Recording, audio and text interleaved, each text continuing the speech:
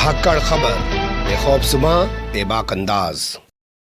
धाकड़ खबर के news room से मैं आपके साथ हूं अकरम रईस खान। पिछले कई दिनों से सोशल मीडिया पर और मीडिया पर चर्चा चल रही थी कि प्रियंका गांधी आज यानी कि 31 अक्टूबर को गोरखपुर में एक बड़ी जनसभा करेंगी और वहां पे कांग्रेस की 7 प्रतिज्ञाएं दोहराएंगी। तो आज उन्होंने कांग्रेस की 7 प्रतिज्ञाएं क्या रहेंगी, सरकार बनने के बाद कैसे काम करेंगी, वो उन्होंने ऐलान कर दिया है। पर मुझे लगता है उनकी 7 प्रतिज्ञाओं से ज्यादा जो फोकस रहना चाहिए, आज चर्चा का विषय होना चाहिए, वो है उनका भाषण। अपने भाषण में उन्होंने अखिलेश यादव को करारा जवाब दिया है।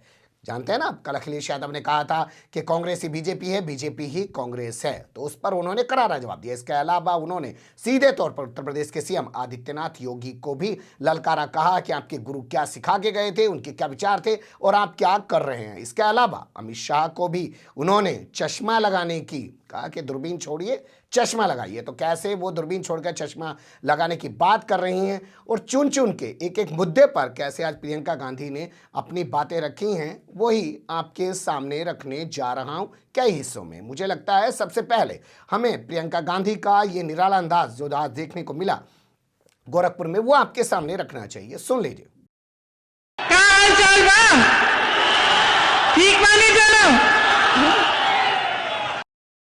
सुन लिया आपने, प्रियंका गांधी कह रही हैं कैसन बा, क्या हाल चाल बा। आप जानते हैं इस पूरे एरिया के अंदर इसी तरीके की भाषा बोली जाती है। इसके बाद सीधे तौर पर प्रियंका गांधी ने कहा कि गुरु गोरखनाथ के विचारों के खिलाफ काम कर रहे हैं उत्तर प्रदेश के सीएम आदित्यनाथ योगी। सुन लीजिए। गुरु गोरखनाथ जी के विचारों से ठीक विपरीत योगी आदित्यनाथ जी का शासन चल रहा है। गुरु गोरखनाथ जी कहते थे मन में रहीना, भेद न कहीना, बोलिवा अमृत वाणी, अगिला अग्नि होएवा हे अवधू, तो आपन होएवा पानी। लेकिन आज ये सरकार जनता के प्रति आग उगल रही है, हर रोज जनता पर आक्रमण कर रही है। सुन लिया आपने, बाकायदा विचारों को वो पढ़ भी रही हैं श्लोक के जरिए और तमाम चीज़ों को बता रही हैं और कह रही हैं कि आज उत्तर प्रदेश सरकार क्या कर रही है। इसके अलावा आगे वो आ जाती है इंदिरा गांधी को लेकर बात करती हैं। आप जानती हैं कि इंदिरा गांधी की आज पुण्यतिथि है, आज ही के दिन उनकी हत्या कर दी गई थी। वहीं सरदार पटेल का जन्मदिन है, तो सरदार पटेल की मूर्ति बनाकर उन पर अपना दावा कर चुकी भगवा ब्रिगेड जो है वो तो जश्न मना रही है, लेकिन पुण्यतिथि के बारे में कोई जिक्र तक नहीं किया जा रहा है। जबकि इंदिरा गांधी एक ऐसी ताकतवर नेता हुई हैं जिनका लोहा देश नहीं पूरी दुनिया में माना जाता था। पाकिस्तान तक के उन्होंने 2 टुकड़े कर दिए थे और ये लोग तो पाकिस्तान दावतें उड़ाने जा रहे हैं, इसके अलावा तो कुछ कर नहीं। लेकिन फिर भी अपनी जुमलेबाजी गढ़ने में किसी से कम नहीं रहते हैं। पर यहाँ प्रियंका गांधी ने इंदिरा गांधी को याद करते हुए बताया कि कैसे वो अपने भाई के साथ उस दिन स्कूल जाने की तैयारी कर रही थी और अपनी दादी से रोजाना की तरह मिलने जाती थी। दादी ने बताया कि अगर वो ना रहें तो घबराना मत। दादी को पहले से पता था कि उनकी हत्या हो जाएगी, लेकिन उनकी आस्था जो है किसी धर्म या जाति में नहीं थी, देश में थी। सुन लीजिए। सच्चाई ये है कि धर्म और जाति के नाम पर आपकी भावनाओं और आपकी आस्था के साथ खिलवाड़ किया गया है। ये सच्चाई है। इस सच्चाई को पहचानिए। इस सच्चाई को पहचानिए कि एक नेता का सबसे बड़ा धर्म सेवा होता है। आज सरदार पटेल जैसे नेता जी का जन्म दिवस है और इंदिरा जी जैसी नेता की शहादत का दिवस है। इंदिरा जी ने आपको दिखाया, उनके लिए देश के ऊपर कुछ नहीं था। उन्होंने इस आस्था के लिए, जो आस्था आपने उनमें रखी थी, इस आस्था के लिए अपना जीवन दिया। वो कभी पीछे नहीं हटी। उनको मालूम था कि उनकी हत्या होने वाली थी। आज के दिन जब मेरे भाई और मैं स्कूल जा रहे थे, रोज जाने से पहले हम अपनी दादी जी से मिलने जाते थे। आज ही के दिन उन्होंने मेरे भाई से कहा कि बेटा अगर मुझे कुछ हो जाएगा तो रोना मत। उनको मालूम था कि उनकी हत्या हो सकती थी, फिर भी वो कभी पीछे नहीं हटी। उनके लिए आपकी आस्था से बढ़कर इस देश, इस दुनिया में कुछ नहीं था। आपकी आस्था थी और उनके दिल में अपने देश के प्रति आस्था थी। और अगर आज मैं आपके सामने खड़ी हूं तो ये उन्हीं की सीख है। मैं भी आपकी आस्था कभी नहीं तोड़ सकती। सुन लिया आपने। ये बातें बोलते हुए प्रियंका गांधी ने शायद लोगों को झकझोरने की कोशिश की और कहा है कि वो धर्म जाति से ऊपर उठकर देश में अपनी आस्था रखें, क्योंकि धर्म जाति की राजनीति जो है उनका नुकसान करते आ रही है। इसके बाद उन्होंने अमित शाह को दूरबीन छोड़कर चश्मा लगाने की सलाह दी। आपने देखा है कि हर जगह अपराधियों का तांडव है। इसके साथ साथ जो रक्षक है वो भक्षक बन गया है। आज पुलिस ने जनता को बहुत प्रताड़ित किया हुआ है। ना अपराधी काबू में आ रहे हैं, ना पुलिस काबू में आ रही है। कल अमित शाह जी का मैं एक भाषण देख रही थी। गृह मंत्री हैं, वो कह रहे थे कि अब उत्तर प्रदेश में अपराधियों को ढूंढना पड़ता है तो दूरबीन की जरूरत पड़ती है। लेकिन उनके साथ में कौन खड़ा था? उनके साथ में कौन खड़ा था? उनके साथ अजय मिश्रा टेनी खड़े थे जब वो ये कह रहे थे। मैं कहना चाहती हूं, दूरबीन छोड़िए, चश्मे लगाइए। आपके साथ मंच पे खड़े होने वाले के बेटे ने किसानों के साथ क्या अत्याचार की है, उसके खिलाफ कार्रवाई करिए। ये देश की जनता जानना चाहती है कि क्या न्याय की उम्मीद नहीं बची है देश में? क्या सिर्फ अपराध का बोलबाला है? क्या गरीब की कोई सुनवाई नहीं है? सिर्फ बड़े बड़े अरबपतियों खरबपतियों की सुनवाई है? सही कह रहे हैं आप, बड़े बड़े खरबपतियों की ही सुनवाई है इस देश में।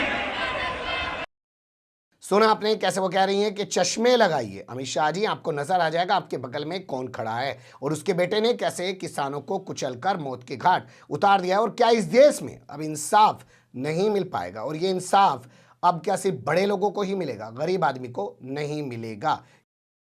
अब बात कर लेते हैं कि प्रियंका गांधी ने अखिलेश यादव को आखिर किस तरीके से करारा जवाब दिया। तो प्रियंका गांधी ने कहा कि हमारे दौर में, यानी कि कांग्रेस के दौर में जो शुगर मिलें लगाई गई थी उनको बंद कराने का काम सपा बसपा ने किया है। और वो लोग आज हमारे ऊपर सवाल खड़ा कर रहे हैं कि हम भाजपा से मिले हुए हैं। उन्होंने कहा कि मैं जब तक जिंदा हूं मैं मर जाऊंगी, लेकिन भाजपा के साथ किसी तरीके का कोई कभी गठबंधन नहीं करूंगी।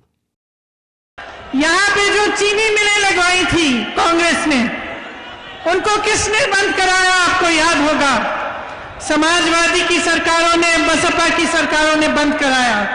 और आज वो कहते हैं कि कांग्रेस भाजपा से मिली हुई है। मैं उनसे पूछना चाहती हूं, कहां है वो?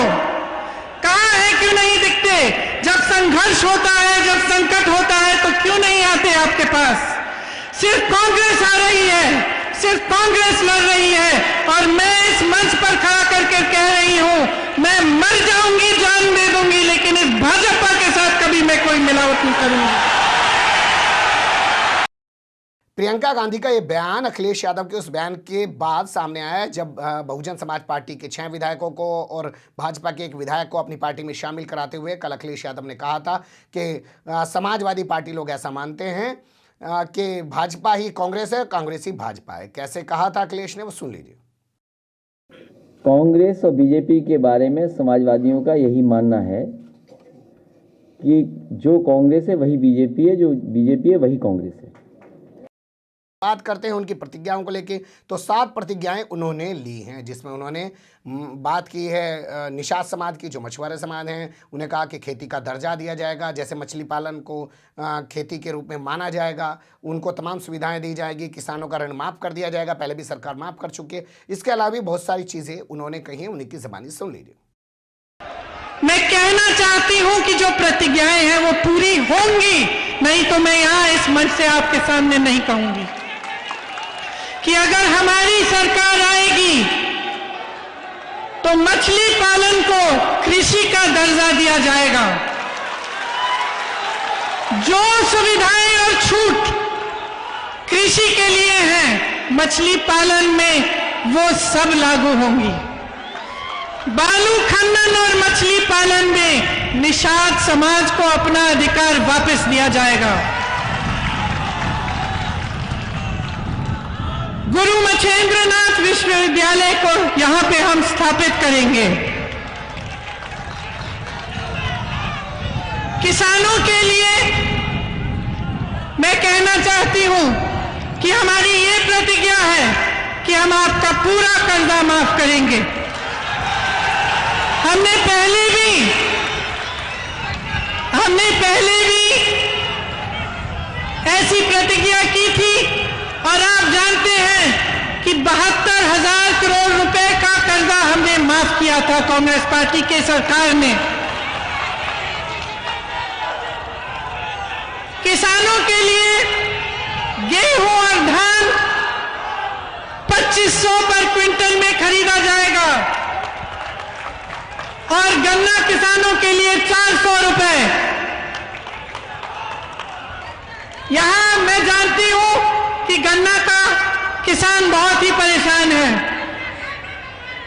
मैं ये भी जानती हूं कि अन्ना पशु की बहुत ही समस्या है और जिस तरह से हमारी सरकार ने छत्तीसगढ़ में इस समस्या को सुलझाने की पूरी कोशिश की है, उसी तरह से यहां पे अन्ना पशु की समस्या सुलझाने का हम काम करेंगे।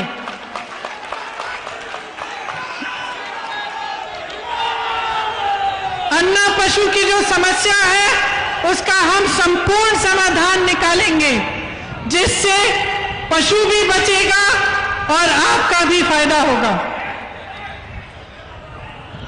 युवाओं के लिए 20 लाख सरकारी रोजगार हमारी सरकार अगर बनेगी तो हम देंगे और जो संविदा कर्मी हैं और जो कॉन्ट्रैक्ट पे नौकरी करते हैं उनका हम नियमितीकरण कराएंगे। अपनी बहनों के लिए मैं कह चुकी हूं कि 40% महिलाएं कांग्रेस पार्टी विधानसभा के चुनाव में महिलाओं को टिकट देगी। इसके साथ साथ जो 12वीं पास छात्राएं हैं उनके लिए मोबाइल फोन मिलेगा, स्मार्टफोन मिलेगा और जो स्नातक पास है उनके लिए स्कूटी मिलेगी। मेरी बहनें, आपको भाजपा सरकार ने कहा था कि आपको 1 सिलेंडर मुफ्त मिलेगा। उसके बाद उन्होंने सिलेंडर के दाम ऐसे उठा दिए कि आपको वही 1 सिलेंडर अगर मिला तो मिला, उसके बाद नहीं मिल पाया। हमारी सरकार आपको साल में 3 सिलेंडर मुफ्त देगी। आप मेरे दिल के बहुत करीब हो, आपके लिए सब कुछ। आप जब सरकारी बस में यात्रा करेंगी तो आपकी यात्रा मुफ्त होगी। आंगनबाड़ी और आशा बहुएं दिन रात काम करती हैं, उनको कम से कम 10,000 रुपए का मानदेय मिलेगा। कोरोना में बहुत लोगों ने बहुत संकट का और संघर्ष किया, बहुत संकट का सामना किया। हमारा संकल्प है कि कोई भी बीमारी हो 10 लाख तक उसका मुफ्त इलाज सरकार कराएगी।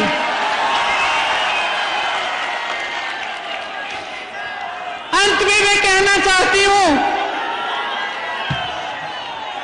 कि इंदिरा जी ने कहा था, मेरे शरीर के खून का एक एक कतरा, एक एक बूंद इस देश को समर्पित है। उन्होंने कहा था कि मेरे खून का एक एक कतरा इस देश को जीवित करेगा। आज मैं कहना चाहती हूं कि कांग्रेस पार्टी का एक एक कार्यकर्ता अपना खून बहाने के लिए तैयार है। जो कहते हैं कि हमारा संगठन इस प्रदेश में दुर्बल है, वो इस भीड़ को देखें। ये हमारे संगठन की भीड़ है, ये हमारे संगठन की ताकत है। इस संगठन को बनाने के लिए हजारों लाखों कार्यकर्ताओं ने 2 साल से बहुत ही ज्यादा मेहनत की है और उनके साथ साथ जिन कार्यकर्ताओं ने 20-30 सालों के लिए इस प्रदेश में कांग्रेस का झंडा उठा रखा, वे खड़े हैं। हमारा संघर्ष जनता का संघर्ष है। उत्तर प्रदेश की भाइयों और बहनों, आपका संघर्ष है। आपकी आवाज हम उठाएंगे, आपके लिए हम लड़ेंगे, आपके लिए हम हाजिर हैं। तो यही था आज प्रियंका गांधी का मिला जुला अंदाज। वो अपने तेवर से ये तक बता रही हैं कि भीड़ देखिए कितनी है। जो लोग कह रहे हैं कि हमारे पास संगठन नहीं है, हमारे पास लोग नहीं है, वो इस भीड़ को देख लें। पर क्या गोरखपुर की ये भीड़ दिखा के जो प्रियंका गांधी सोच रही हैं उत्तर प्रदेश के विधानसभा चुनाव में कुछ करना, वो कर पाएंगी या नहीं कर पाएंगे, तो आने वाला वक्त बताएगा। लेकिन लग ये रहा है कि प्रियंका ने लखीमपुर खीरी कांड हो, चाहे अरुण वाल्मीकि का मामला हो आगरा के अंदर, ये तमाम मुद्दों को उठाकर कांग्रेस में जान तो डाल ही दी है। अब वो जान कितनी कहाँ लग पाएगी, ये आने वाला वक्त बताएगा। बने रहेगा धाकड़ खबर के साथ। फिलहाल कमेंट्स के रूप में आप लोग अपनी राय दे सकते हैं। खबर को लाइक कर सकते हैं, चैनल को सब्सक्राइब कर सकते हैं और ज़्यादा से ज़्यादा हमारी खबरों को शेयर कर सकते हैं। फिर ऐसे ही किसी सुलगते हुए या उलझते मुद्दे लेकर मैं आपके सामने हूँगा हाजिर। फिलहाल अभी मुझे दें इजाज़त।